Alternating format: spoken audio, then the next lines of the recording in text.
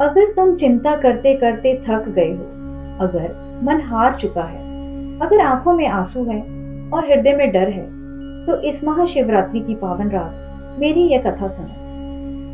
कहते हैं जब मनुष्य का साहस टूटने लगता है, जब आशाएं धुंधली पड़ जाती हैं, तब स्वयं शिव अपने भक्त के हृदय में धीमे से कहते हैं, मत घबराओ, मैं तुम्हारे साथ हूं।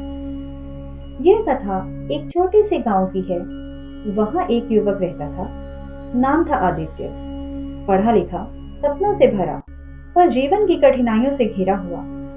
खेती में घाटा, काम में असफलता, परिवार की जिम्मेदारियां, सबने मिलकर उसके मन को बोझिल कर दिया था। वह बाहर से सामान्य दिखता, पर भीतर से टूट चुका था। उसके माता पिता साधारण किसान थे। धन कम था, पर संस्कार अमूल्य थे। उसकी माँ प्रतिदिन प्रातः उठकर दीप जलाती, भगवान शिव और पार्वती की आरती करती और कहती, बेटा, संकट आए तो घबराना नहीं, ओम नमः शिवाय जपना।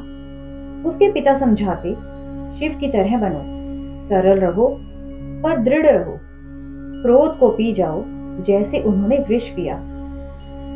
बचपन में आदित्य यह सब सुनता था, पर जैसे जैसे बड़ा हुआ, जीवन की भाग दौड़ में वह संस्कार पीछे छूटने लगे। अब उसे केवल अपनी असफलताएं दिखती थी। फिर आई महाशिवरात्रि की वह दिव्य रात।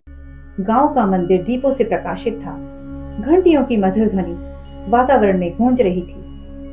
आदित्य भारी मन से मंदिर पहुंचा और शिवलिंग के सामने बैठ गया। वहां एक वृद्ध संत कथा सुना रहे थे। वे कह रहे थे, जब देवताओं और दानवों ने समुद्र मंथन किया, तब अमृत से पहले भयानक हलाहल विष निकला।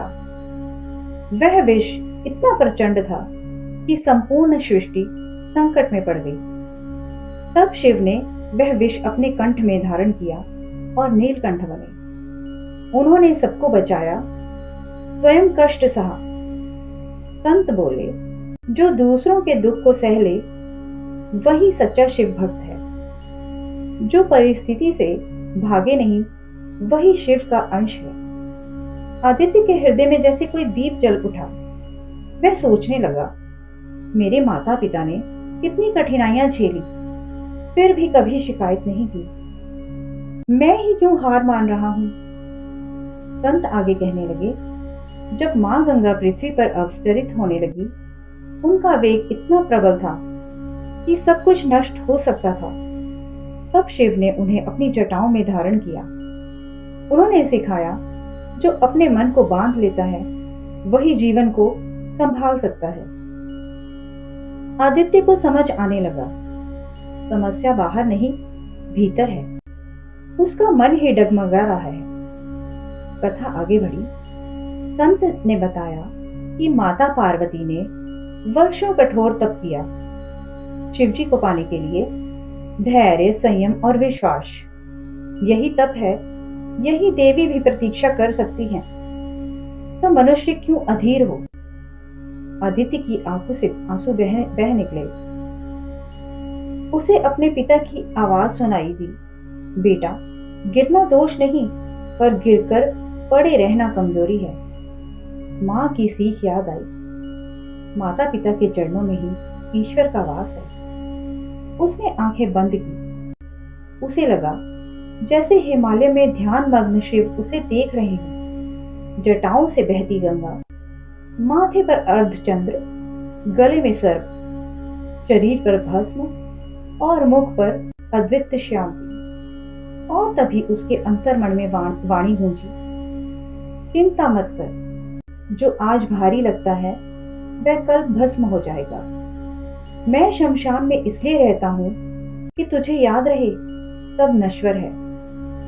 असफलता भी, भय भी, दुख भी, पर जो धैर्य रखता है वही विजय पाता है। उस रात आदित्य ने प्रण लिया, वह भागेगा नहीं। वह प्रतिदिन अपने माता पिता के चरण स्पर्श करेगा, उनके दिए संस्कारों को जीवन में उतारेगा।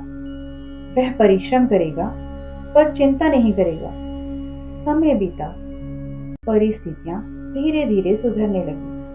पर सबसे बड़ा परिवर्तन उसके भीतर हुआ। अब वह हर कठिनाई को अवसर समझता। जब भी मन डगमगाता, वह ओम नमः शिवाय का जप करता। उसका आत्मविश्वास लौट आया। एक रात स्वप्न में शिव प्रकट हुए और बोले, मैं बाहर कहीं दूर नहीं हूं। जब तू अपने माता पिता का सम्मान करता है, जब तू सत्य और धैर्य के मार्ग पर चलता है, तब तू मेरे सबसे निकट होता है। आदित्य समझ गया, सच्चा चमत्कार परिस्थिति बदलने में नहीं, स्वयं को बदलने में है। यदि तुम भी चिंता करते करते थक गए, तो याद रखो, माता पिता के संस्कार ही सबसे बड़ा कवच है। शिव का स्मरण ही सबसे बड़ी शक्ति है। इस महाशिवरात्रि की रात बस एक मंत्र अपने हृदय में बसा लो, ओम नमः शिवाय। जहां श्रद्धा है वहां शिव है, जहां शिव है वहां भय नहीं, केवल प्रकाश है।